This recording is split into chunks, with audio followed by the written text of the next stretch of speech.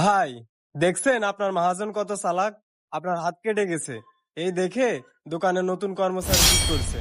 আপনি মন খারাপ করেন না ভাই, কালকে থেকে আপনি আমার গ্যারেজে কাজ করেন, আপনার বেতন বাড়ায় দেব।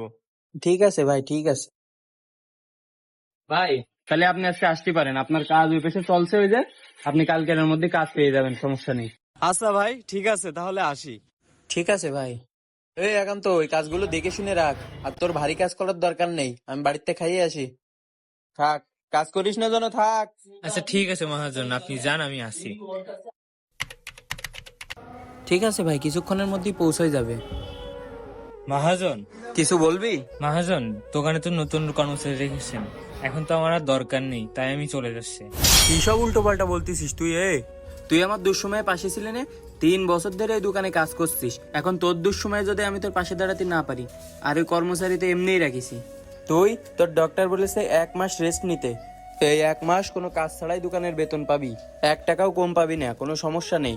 আর তুই কাজ করতে পারছিস না তো কি হয়েছে, তুই দোকান দেখাশুনো করবি, তুই শুধু আমার পাশে থাকবি। মহাজন, আপনি অনেক বড় মনের মানুষ, আমি তো ভাবছিলাম আমার এই দুঃসময় আপনি আমাকে ছেড়ে দেবেন। আচ্ছা সমস্যা নেই, তুই কাজ কর, তুই দেখাশুনো কর আর সাবধানে কাজ করিস।